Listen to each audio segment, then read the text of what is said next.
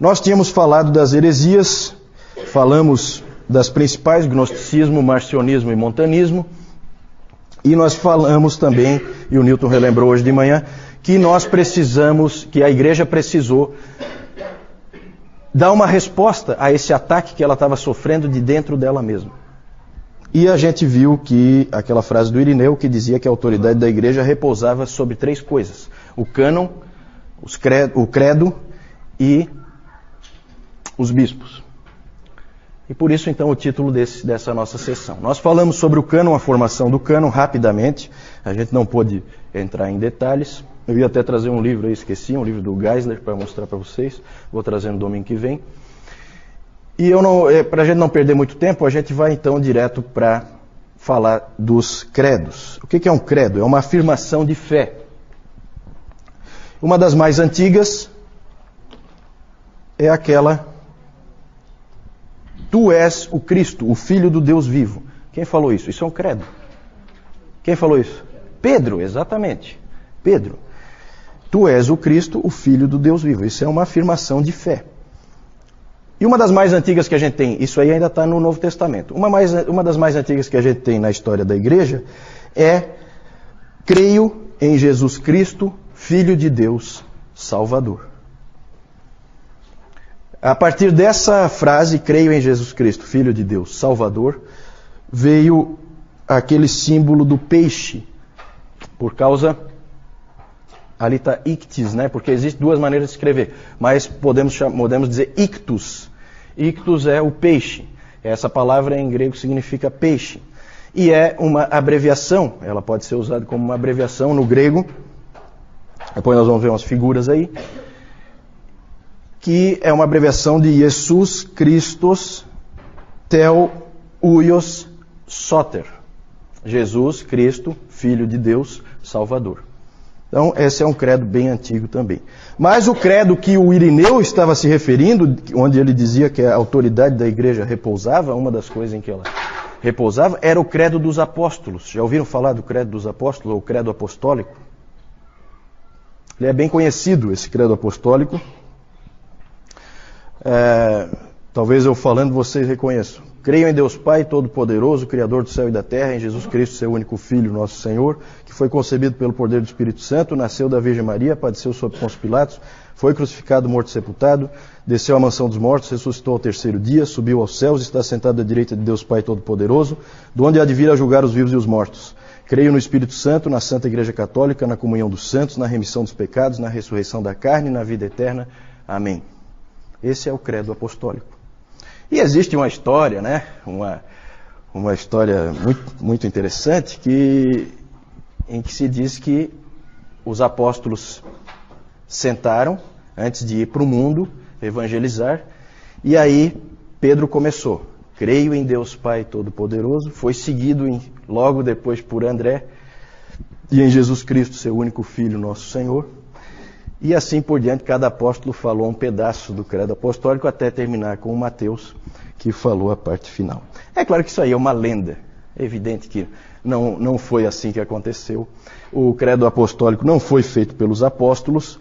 Ele, na verdade, era uma fórmula utilizada nos batismos naquela época. Então, o indivíduo que ia se batizar tinha que afirmar aquelas verdades. E isso acabou pegando como a fé da igreja resumida. Porque o cânon são aqueles 66 livros, mas eles achavam que precisava deixar claro o que é essencial, o que tem que ser tirado dali, que não pode ser negociado. E daí então surgiu o credo apostólico. Ele não tinha exatamente essa forma, essa história do desceu à mansão dos mortos foi inserida muito tempo depois, tá? Isso aí é um problema teológico, que nós não vamos abordar agora. E também nessa época surgiu a ideia da regra da fé. O que é a regra da fé? A regra da fé, o próprio David Calhoun, nas palestras dele, ele falou assim, eu não sei o que é a regra da fé, ninguém sabe. A regra da fé eram verdades, era ortodoxia passada de pai da igreja para pai da igreja ou de bispo para bispo. Não era uma coisa que era passada para a igreja, era uma coisa passada de bispo para bispo. O Orígenes, ele disse o seguinte: a regra da fé é aquilo que foi passado pelos apóstolos por meio da ordem da sucessão. Então não dá para a gente definir muito claramente o que é a regra da fé. Mas de alguma maneira se achava que de um bispo para o outro se passava a verdade, se passava a ortodoxia. Isso é uma coisa um pouco confusa. Pode passar? Vamos falar então agora dessa ideia dos bispos. Os bispos. No Novo Testamento e no primeiro século, o modelo era aquele que nós conhecemos de liderança da igreja, com presbíteros e diáconos, só. Então, durante o primeiro século, era assim que era feito. Você tinha presbíteros e você tinha diáconos. Mas já no início do segundo século, já começa a haver uma maior centralização de poder na mão de um único presbítero. E isso começa a aparecer em vários lugares. Sempre há algum presbítero que se destaca mais, que conhece mais, que é mais influente, e esse presbítero começa a ganhar uma importância maior. E isso começa a ser incentivado por alguns pais da igreja. Como, por exemplo, o Inácio de Antioquia, que foi discípulo de João. Ele disse que ele já falava, no início do segundo século, a respeito de um único bispo acima dos outros. Um presbítero que ficasse acima dos outros, que é a forma tríplice de governo da igreja. Então passa a haver três tipos de liderança: bispos, presbíteros e diáconos. E aí o Irineu de Lyon, piorou tudo quando ele introduziu a ideia da sucessão apostólica. A famosa ideia da sucessão apostólica. Não sei de onde é que ele tirou isso, ele criou a ideia de que o bispo tinha que ser uma pessoa que pudesse provar a sua ligação aos apóstolos. Certo? Então, por exemplo, se o Newton não puder provar a ligação dele com os apóstolos, ele não pode ser um bispo. Ele pode ser um presbítero, mas não pode ser um bispo. Então eles começam a cometer esses erros, eles começam a circular de um para o outro e começam a afetar a igreja. Isso aí deve ter ocorrido por uma série de motivos. A gente tem registros de que Cipriano, por exemplo, ele começou a dar instruções para os outros presbíteros, começou a dizer o que eles deviam fazer. E aí, então tem envolvido aí questões de personalidade, tem questões envolvidas de orgulho, um querendo ser mais do que o outro. E tudo isso aí acabou afetando a igreja, de uma maneira ou de outra, acabou-se tendo a figura dos bispos. Pode passar aí. Então ali eu falei, isso eu já falei, o apoio do Inácio de Antioquia e do Irineu de Lyon. Por quê? Porque os bispos passaram a ser uma coisa importante. Por uma questão de eficiência, é muito mais fácil, se a liderança estiver na mão de um só, é muito mais fácil tomar as decisões, é muito mais fácil reagir rápido a alguma coisa que aconteça. Então até o David Calhoun comenta, né, que ele é presbiteriano, então ele fala, no modelo presbiteriano ele crê que é bíblico, mas não necessariamente é o mais eficiente. Às vezes para tomar uma decisão leva uma vida. Então a ideia era de eficiência. Um bispo com o poder na mão dele resolvia rapidamente qualquer problema que acontecesse. E também uma outra ideia por trás da criação e do estabelecimento desses bispos era o fortalecimento da ortodoxia. Eu considero que isso é uma faca de dois gumes. Porque, por um lado, se você tiver um bispo fiel, ótimo, ele vai ser um indivíduo que vai sustentar a ortodoxia. Agora, se ele não for, ele sozinho pode levar toda a igreja para um caminho errado. Pode passar isso. Essa ideia de poder na igreja, essa ideia de centralização de poder, foi levando a outros aspectos também danosos depois. Porque, na verdade é assim, se você vai ter um bispo para cada cidade, e isso aí começou muito cedo, já no segundo século, como nós vimos, você estabeleceu uma gradação entre os presbíteros daquela cidade. Existe um presbítero daquela cidade que é o mais importante, o que tem mais autoridade, o que é mais reconhecido. Só que a mesma ideia pode ser extrapolada.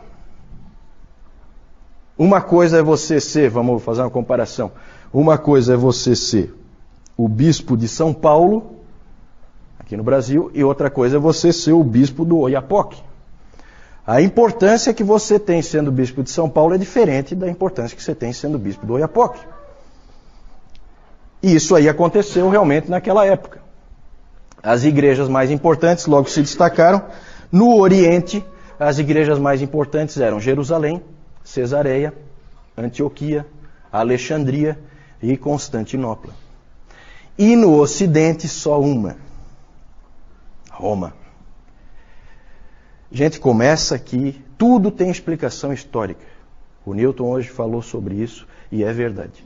Tudo que a gente crê tem um fundo histórico. Tudo que acontece tem um fundo histórico. Não existe teologia sem história.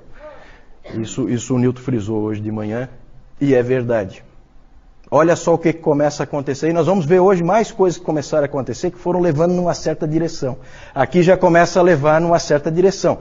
Poder descentralizado no Oriente, como é até hoje, e poder centralizado no Ocidente. Muito interessante isso que vai acontecendo. E olha só o Irineu. Irineu foi um grande homem de Deus, combateu os gnósticos de maneira exemplar, foi extremamente útil para a igreja, só que ele também prejudicou. A ideia da sucessão apostólica não ajudou muito, e essa frase aí é de uma é de uma infelicidade tremenda. Olha o que ele disse: é um caso de necessidade que todas as igrejas deveriam concordar com essa igreja, por causa da sua preeminente autoridade. De quem que ele está falando? De Roma. E aí as coisas então vão piorando. Pode passar. Aí só para mostrar para vocês, o João hoje está meio... não está nas melhores condições, eu também não estou, vocês já perceberam, né? Mas eu vou rapidamente mostrar aqui. Aqui só um exemplo, né? Nós falamos do cânon no domingo passado. Aqui é um pedaço de papiro. Um pedaço de papiro real que nós temos hoje. Aí está escrito, depois alguém que saiba ler em grego aí pode ler para nós. É uma página do P46. Esse manuscrito é do século III. Vocês sabem que nós não temos os originais não existem mais. Então, isso aí é um pedaço. Aí ali está escrito 1 Coríntios 11, 33 a 12, 9. Aqui nós temos, isso aqui é uma pichação em Éfeso, num muro, lá da igreja primitiva, com o símbolo do peixe. Jesus Christus, Theos, Huios, Soter.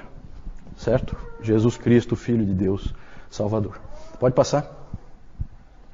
Aí nós temos o Inácio de Antioquia. Ele foi martirizado, por isso que aparecem esses leões aí, junto com ele. E aparece também aqui o Irineu de Lyon. Aquele ali foi discípulo de João, tá? Ele é muito antigo, esse Inácio de Antioquia. Ele foi discípulo de João. Qual foi o outro discípulo de João que nós vimos no domingo passado? Quem é que lembra? Policarpo. Policarpo que foi mestre do Irineu, certo? Em Esmirna.